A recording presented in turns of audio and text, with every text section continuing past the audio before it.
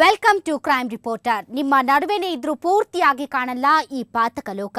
ನಮ್ಮ crime reporter team crime ಬೀಟ್ಗೆ ಇಳಿದ್ರೆ ಪಾತಕಗಳು ಬಯಲಾಗ್ತವೆ, ಪಾತಕಿಗಳು ಸಿಕ್ಕಿ ಬೀಳ್ತಾರೆ, ಪೊಲೀಸರು ಕುತ್ಕೊಂಡು ಕತೆ ಹೇಳ್ತಾರೆ. ಬನ್ನಿ, ಇಂತಹ ಅಪರಾಧ ಜಗತ್ತಿನ ಕುರಿತ ವಿಭಿನ್ನ ನೋಟವೇ ಈ ಕ್ರೈಮ್ ರಿಪೋರ್ಟರ್. ಸನ್ಯಾಸಿಗೆ ಮಕ್ಕಳ ತಾಪತ್ರೆಯ ಉಂಟೋ ಇಲ್ವೋ, ಆದ್ರೆ ದುರ್ಗದ ಪೊಲೀಸರಿಗೆ ಮಾತ್ರ ಸನ್ಯಾಸಿನಿಯ ಮದುವೆ ಆದಾಗ್ಲಿನಿಂದ ಅವರ ಸಂಸಾರದ ತಾಪತ್ರೆಯ ಸುಧಾರಿಸೋದೇ ಕೆಲಸ ಆಗೋಗಿದೆ. ಅವರವರೊಳಗೆ ಅಡ್ಜಸ್ಟ್ ಮಾಡಿಕೊಂಡು ಕೂತು ಮಾತಾಡಿ ಬಗೆಹರಿಸಿಕೊಳ್ಬೇಕಾದ ಸಮಸ್ಯೆಯನ್ನ ಪದೇ ಪದೇ ಪೊಲೀಸರ ತನಕ ತಗೊಂಡು ಹೋಗೋದು ಎಷ್ಟು ಸರಿ?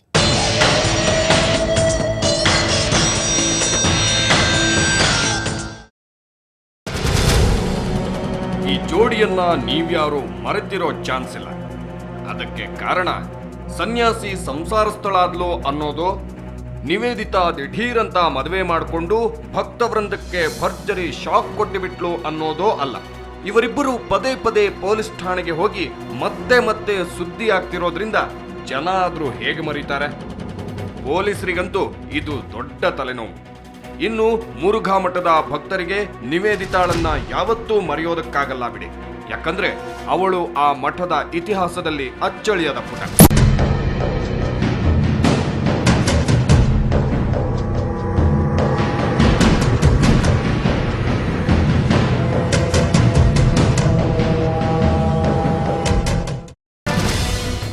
ಕೆಲವು ವರ್ಷಗಳ ಹಿಂದೆ ದಾವಣಗೆರೆಯ ಚನ್ನಗಿರಿ ತಾಲೂಕಿನ ಬೆಂಕಿಕೆರೆ ಗ್ರಾಮದಿಂದ ದುರ್ಗದ ಮುರುಘಾ ಮಠಕ್ಕೆ ಬಂದು ನಿಂತ ಹುಡುಗಿಯ ಕಣ್ಣಲ್ಲಿ ಜೀವವಿರಲಿಲ್ಲ, ಮುಖದಲ್ಲಿ ಭಾವವಿರಲಿಲ್ಲ.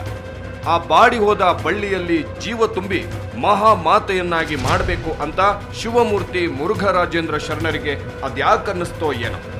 ಆಧ್ಯಾತ್ಮ ಬೋಧನೆಯನ್ನ ಮಾಡಿ ಲಿಂಗ ದೀಕ್ಷೆ ಕೊಟ್ಟು ಸನ್ಯಾಸಿಯ ಪಟ್ಟ ಕೊಟ್ರು. ಅವತ್ತಿಗೆ ಆಕೆ ನಿಜಕ್ಕೂ ದೇವತಾ ಮೂರ್ತಿ.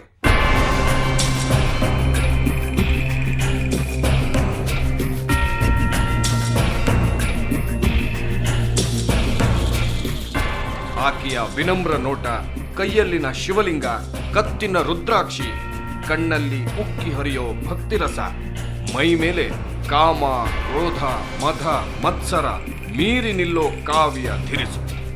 ದೈವ ಶಕ್ತಿಯೇ ಹೆಣ್ಣಾಗಿ ಕಣ್ಣಾಗಿ ಜಗತ್ತಿಗೆ ತಾಯಿಯಾಗಿ ಜೀವ ತಳೆದಿದೆಯೇನೋ ಅನ್ನಿಸೋ ಹಾಗಿದ್ದವಳು ಏಕಾಏಕಿ ಗೃಹಸ್ಥಾಶ್ರಮಕ್ಕೆ ಕಾಲಿಟ್ಟು ಯಾರಿಗೋ ಹೆಂಡತಿಯಾಗಿ ಅವರ ಮಕ್ಕಳಿಗಷ್ಟೇ ತಾಯಾಗಿ ತನ್ನ ಪರದಿಯನ್ನ ಪುಟ್ಟದಾಗಿಸಿಕೊಂಡು ಬಿಡ್ತಾಳೆ ಅಂತ ಯಾರೂ ಊಹಿಸಿರಲಿಲ್ಲ.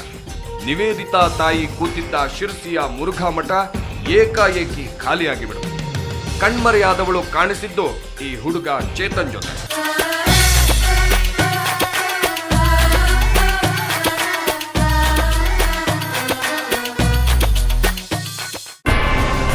ಸನ್ಯಾಸಿನಿಯ ತಪೋಭಂಗ ಮಾಡಿ ಅಡಗಿ ಹೋಗಿದ್ದ ಆಸೆಗಳನ್ನ ಮತ್ತೆ ಕೆರಳಿಸಿ ಆಧ್ಯಾತ್ಮ ಪ್ರೀತಿಯ ಮಾರ್ಗದಿಂದ ಸಂಸಾರ ಅನ್ನೋ ಮಮಕಾರದ ಒಡಲೊಳಗೆ ಎಳೆದುಕೊಂಡ ಹುಡುಗ ಇವನು.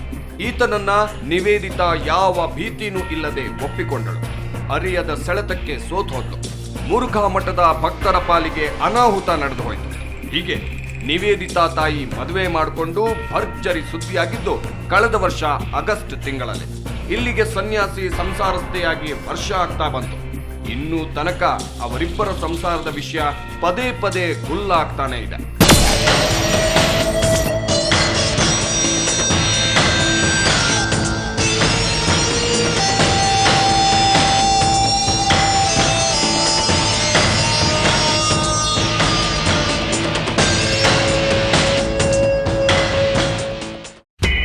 ಸನ್ಯಾಸ ದೀಕ್ಷೆಯಿಂದ ಹೊರಬಂದು ಸಂಸಾರಿಯಾದ ನಿವೇದಿತಾ ನೆಮ್ಮದಿಯಿಂದ ಸಂಸಾರ ಮಾಡ್ತಿದ್ದಾಳೆ.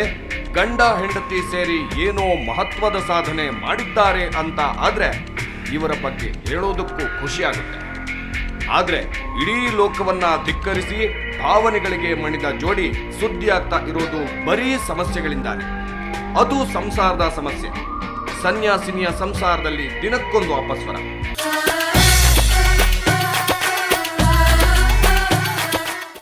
ಇನ್ನೊಂದ್ಸಾರಿ ತಾಯಿ ಮಗ ಕಾಣ್ತಿಲ್ಲ ಅಂತ ಗೋಳಾಡ್ತಾಳೆ. ವಿಪರ್ಯಾಸ ಅಂದ್ರೆ ಪರಸ್ಪರ ಮಾತಾಡಿ ಬಗೆಹರಿಸಿಕೊಳ್ಳಬೇಕಾದಂತಹ ಇವರ ಸಿಲ್ಲಿ ಸಮಸ್ಯೆಗಳು ಪೊಲೀಸ್ ಠಾಣೆಯ ಬಾಗಿಲು ಬಡಿಯುತ್ತವೆ.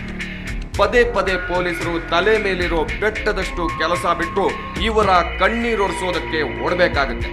ಈ ಬಾರಿಯಂತೂ ಚಿತ್ರದುರ್ಗದ ಪೊಲೀಸರಿಗೂ ಥತ್ ಇವರು ಅದೆಲ್ಲಿಂದ ಬಂದು ನಮಗೆ ತಗಲಾಕೊಂಡ್ರಪ್ಪ ಅನ್ನಿಸಿದೆ. ಪರಿಸ್ಥಿತಿಯನ್ನ ಸರಿಯಾಗಿ ನಿಭಾಯಿಸಿಕೊಂಡು ಸಂಸಾರ ಮಾಡೋದಕ್ಕೆ ಬರದ್ಮೇಲೆ ಯಾಕೆ ಮದುವೆ ಮಾಡ್ಕೋಬೇಕಿತ್ತಪ್ಪ ಅಂತ ಅವರು ಒಳಗೊಳಗೆ ಗೊಣಗಾಡಿದ್ದಾರೆ. ಆದ್ರೂ ಬಾಯಿ ಮಾತಲ್ಲೂ ನಿಮ್ಮ ಮನೆ ಸಮಸ್ಯೆ ನೀವೇ ಬಗೆಹರಿಸಿಕೊಳ್ಳಿ, ಸುಮ್ಮನೆ ನಮ್ಮ ತನಕ ಬರಬೇಡಿ ಅಂತ ಹೇಳಿ ಮುಣಿಚಿಕೊಂಡಿಲ್ಲ. ಈ ಬಾರಿ ಮತ್ತೆ ಚೇತನ್ನನ್ನ ಹುಡುಕೊಂಡು ಹೋಗಿದ್ದಾರೆ.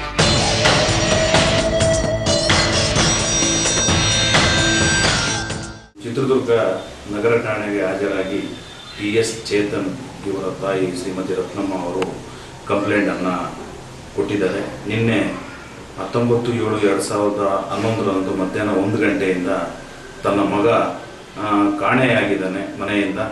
ಹಾಗಾಗಿ ಅವನ್ನ ಹುಡುಕಿಕೊಡಿ, ಅವನ ಜೊತೆ ಇಬ್ಬರು ಹುಡುಗರು ಹೊರಗಡೆ 1 ಗಂಟೆ ಸಂದರ್ಭದಲ್ಲಿ ಮಾತಾಡ್ತಾ ನಿಂತಿದ್ರು ಮಧ್ಯಾಹ್ನ ನಿನ್ನೆ. ಹೀಗೆ ಚೇತನ್ ಮಿಸ್ ಆದ ಪ್ರಕರಣ ದಾಖಲಾಗಿದ್ದು ಇದೇ ತಿಂಗಳು 19ನೇ ತಾರೀಕಿನ ದಿನ. ಇಲ್ಲಿಗೆ ಸರಿಯಾಗಿ 11 ತಿಂಗಳ ಹಿಂದೆ ಅಂದ್ರೆ 2010 ಆಗಸ್ಟ್ 5ನೇ ತಾರೀಕಿಗೆ ಇದೇ ರತ್ನಮ್ಮ ಮಗನನ್ನ ಕಿಡ್ನಾಪ್ ಮಾಡಿದ್ದಾರೆ ಅಂತ ದೂರು ಕೊಟ್ಟಿದ್ಲು. ಒಂದಿಷ್ಟು ಜನ ಹುಡುಗರ ಗುಂಪು ಮಗನ್ನ ಹೊತ್ತೊಯ್ದಿದ್ದಾರೆ ಅಂತ ಹೇಳಿದ್ಲು. ಅದಾಗಿ 2 ದಿನಗಳ ನಂತರ ಚೇತನ್ ನಿವೇದಿತಾ ಜೊತೆ ಎಂಟ್ರಿ ಕೊಟ್ಟಿದ್ದ. ಈಗಲೂ ಅದೇ ರೀತಿ ಅವಳ ಜೊತೆಗೆ ಸ್ಟೇಷನ್ಗೆ ಬಂದಿದ್ದಾನೆ. ಅವತ್ತಿಗೆ ಹೇಳಿದ್ದು ನಿವೇದಿತಾ ಜೊತೆ ಸಂಸಾರ ಮಾಡ್ತೀನಿ ಅಂತ. ಇವತ್ತಿಗೆ ಹೇಳ್ತಿರೋದು ಅದನ್ನೇ. ಆದ್ರೆ ನಡುವೆ ಸಾಕಷ್ಟು ಬದಲಾವಣೆಗಳು ಆಗಿವೆ, ಗೊಂದಲಗಳು ಸೃಷ್ಟಿಯಾಗಿವೆ. ಸನ್ಯಾಸದಿಂದ ಸಂಸಾರದಡಿಗೆ ಮುಖ ಮಾಡಿದವಳು ಮತ್ತೆ ಸನ್ಯಾಸಿಯಾಗಿ ಬಿಡೋ ಮನಸ್ಸು ಮಾಡಿಬಿಡ್ತಾಳ ಅಂತ ಅನ್ನಿಸಿದ್ದೂ ಸುಳ್ಳಲ್ಲ. ಇವೆಲ್ಲದರ ನಡುವೆ ಪರದಾಡಿದವನು ಚೇತನ್. ಈಗ ಸನ್ಯಾಸಿನಿ ಮನಸ್ಸು ಕೊಟ್ಟ ಈ ಹುಡುಗನ ಪ್ರಬುದ್ಧತೆಯ ಬಗ್ಗೆನೇ ಗೊಂದಲ ಬೀಳುತ್ತೆ.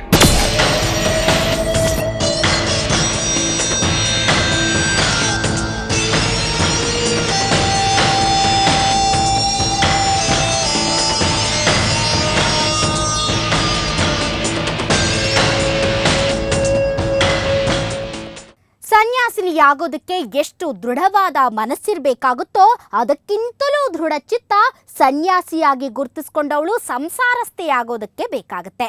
ಆ ಧೈರ್ಯವನ್ನ ತೋರಿಸಿದ ನಿವೇದಿತಾ ಸರಿಯಾಗಿ ಸಂಸಾರ ಮಾಡೋದ್ರಲ್ಲಿ ಸೋತ್ಲ.